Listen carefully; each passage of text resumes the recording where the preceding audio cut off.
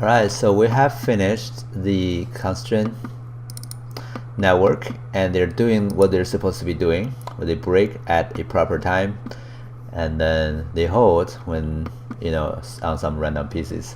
So right now we're gonna actually cache this simulation out. A file cache could be good enough. Sometimes people use ROP, Apple driver.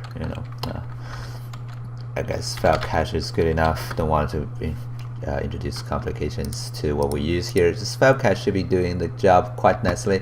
I'm gonna use the geometry file type to be in the hip file geometry folder, right?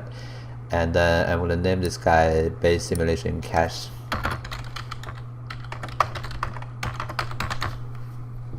Okay, we have that much frames. Just go for shift disk, and that's gonna go through the simulation and then cache our simulation into files so we can load them later on without having to simulate every time. Okay, I'm gonna wait for this to finish, and when we're done, we can move on to upresing the pieces. Alright, our cache is done. Let's go check on load from disk. Then we can go through the timeline to look at the simulation result. Okay, pretty cool, right? So we can go ahead and really start to do the upresing part. Let me go to the object level and disable the visibility of our previous steps. Let's go ahead and drop down a new geometry for the upres part. Okay, now this new geometry here will be named to geo upresing, right? And here inside of it, I'm going to delete the file. We're going to go for a object merge. Now we're going to merge in the original pieces before we pass that into simulation. So let's go back to the destruction here. Now that piece is actually here, right? So before we do simulation, so right click on that dot. Let's create a null here. I'm going to name this null packed. That's right before we pass the geometry, the packed geometry to the simulation here. Now we're going to read those pieces and upres these guys and replace that on our simulated result.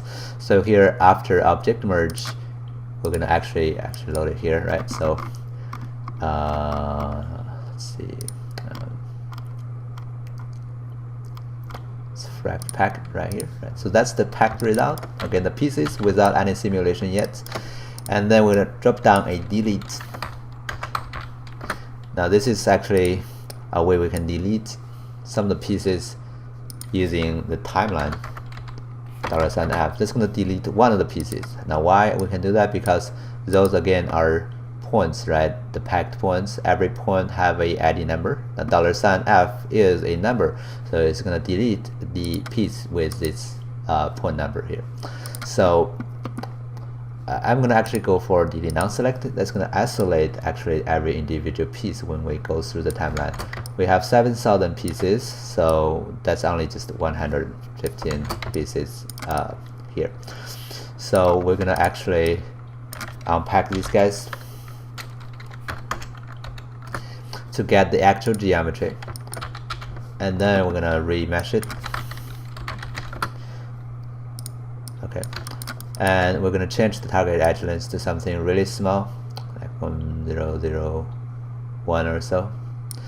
And then we're going to use the hard edge group. We're going to look for the inside and the outside so that they're having hard edge on the edge.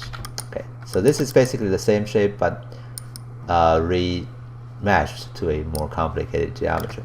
If you look at the geometry now, we have that much point, right? It's okay to have that much point if we only have one piece like this, but we have, remember, 7,000 pieces. Now every piece is this dense. This is going to be a unbelievably high dense geometry if we put them all together, right? It's 4,000 typical piece like that times 7,000, right? It's millions of polygons. I don't think ZBrush can even handle that. It's a very high resolution data mesh in this case. So we are gonna actually simplify it as much as we can. Now if you really think about it, we wanted to add detail on the inside. We don't really want that much on the exterior, right, the outside faces. So let's actually simplify the outside face. Right here I'm going to drag down a delete. Okay, so this delete, I'm going to delete the group inside, and operation will be delete non-selected. That's going to give me the inside. Holding down Alt and drag it to the other side, I'm going to change the group to outside,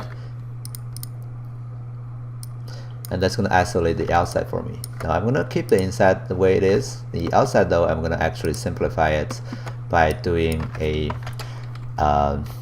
divide right here, and this divide should allow me to use the remove sharp edges, and that's gonna actually make it a simple model like this. Again, we still have the points. Anyway, the normal is kind of wrong, so let's drop down a normal to fix that. Right, it's better now. And just for consistency, we are also going to do a normal here on the other side, so they're all having proper normal. Now we can merge them together. Okay. Now we have a piece that is empty here on the outside face and more complicated on the inside. And then we can fuse them together because they're separated earlier. Now it's one piece of geometry. As you can see when you drag it, it's connected. I don't really need that added. Alright, now just to check the pieces, right? This piece is okay. Let's take a look at other pieces. This one doesn't seem so hot, right? And this one is going crazy. Now why is that? Because this divide destroys a lot of detail inside. So we actually have to tell it when the face are not as simple as just a face, flat face like what we were having earlier in that piece we were working on, right? Some pieces are more complicated, so we have to use some trick to actually not deleting the lines. Now one of the ways we can do is break the faces before we break it. We divide it so that the bricked faces will remain their edge. So here I'm going to create a attribute wrangle. Okay, and here I'm going to load in the unpacked result geometry as the second input, this guy. And here inside of it, I'm going to work on the primitive level. Okay, and then I'm going to search for the closest face. Now there is no near face. We have near point right now. We don't have near face, so we have to actually get the near face using another function called xyz dist. So xyz distance. Okay, now this function is a little bit complicated than the function we have used before. If you look at the documentation for that, xyz distance vex function, the signature is this. Right? We're going to use this second one. It needs the geometry. It needs the point at the position, right, where we start searching, and it'll have two pass by reference argument, which will be the return type. It will return primitive, a number of the nearest primitive, also the UV of it, which we don't need, but because this function have this signature and it's more like a C style kind of like function, so we do have to give it something here. And they're passed by reference, so whatever you pass in will be changed. That's how the return works here, because in a generic function that is C style, you have only one return type like this.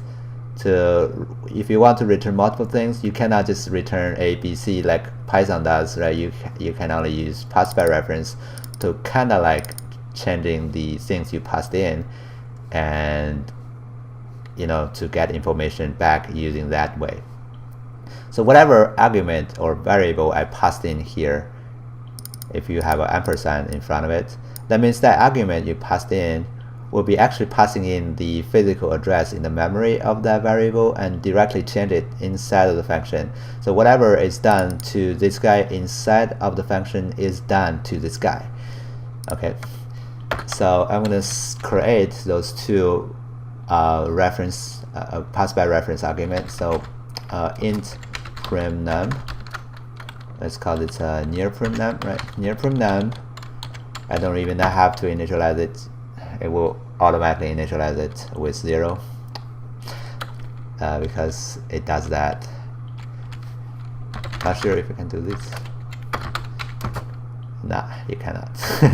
Anyway, so nope, it's not actually C++. But anyway, int near point primitive is there. Let's initialize it just in case. It equals 0. And then also a vector is another signature here, right? So right, vector alt uv equals to let's just make it use the default constructor to construct this vector. So xyz distance here, we're going to use the first the second geometry, right? We're asking that, and then the position will be our position, so at p will be the one we use. The primitive will be the near primitive number. Again, this number will be changed by the function, and the alt uv will also be changed. So whatever after this function, this guy, this variable will be actually the near point, the point number of the nearest face. Okay, I hope this makes sense. Oops. There's a comma here, so 1 comma. Right. And then we got that. We're gonna use that as a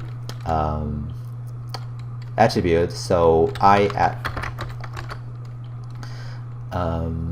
original prim id or prim num will be equals to that near point num. So we have a way of telling that for any smaller triangle here on this geometry, let me delete that, add it. For every smaller triangle on this geometry, what's the original face, original bigger face, like this bigger face here? What's the face number of those triangles? So for every triangle inside of this loop I'm selecting now, we'll have this attribute called prim num id, right? Original prim num, right? That attribute, the same attribute, which is the primitive number of this face from the original geometry. Let me delete that. Okay. So now because of that, we can do a primitive split. And what this allows me to do is now using that attribute called original primitive number. And what that does now is it's going to break the geometry based on that ID. So different ID will be broken into 2 pieces. If you now go to select and use 3D connectivity here, you can see now they're break into different islands. And because they're break, the device will not be able to destroy it. It will keep those edges. And then we do the normal to fix that. We probably need to fuse them together here. Alright, cool. Now we have a proper face no matter what piece we're going for. This face will be good. That's not good actually. Not sure why. Maybe I was selecting something.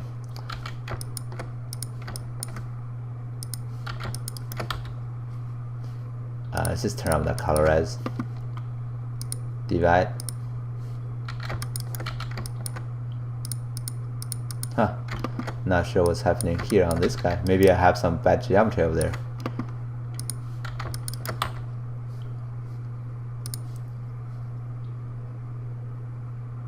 Really? Let's take a look at the original geometry. Original geometry is fine. Just one face, right? Using primitives, getting the first one. That should be one piece also. Primitive split should give us one piece. It's giving us all different pieces for some reason, 2 type of faces. Ln 0, 1, 2. Actually, these guys. Why is it doing that? Let's take a look at the attribute wrangle. Go to geometry spreadsheet. 0, 1, 0, 1, 0, 1, 0, 1. Have 2 pieces. maybe we have overlapping faces. My geometry is not clean enough. Sometimes that happens. So clean up the geometry is important. Anyway, let's just ignore this guy. Before we pass that along, let's also do another remesh. Right? And for this remesh, we're gonna remesh it with, toggle to a different geometry. We're gonna remesh it to a smaller length again by using input point only. Right. So that's gonna give me, a proper triangulated face. We can actually crack that up to something higher, so we can get smaller faces or lesser faces. Now we can see a geometry that is denser on the inside and simplified on the outside, and it's all triangulated. Everything works quite nicely now. Right. So we went through all these troubles again just to get a simpler geometry. Now this is particularly important. Let's not update point no more. I'm not sure what that guy is doing a little bit. Maybe that's because it's normal here. Anyway, so just to get, that's particularly important or useful when you are actually creating a wall, right? A wall is having a much thinner inner face and a bigger outer face, and if you can do this simplification, your model could be significantly smaller polygon wise. So that's why we're doing this, and in the next tutorial we're actually going to go ahead and do the detailing on the inside. Okay, see you next time.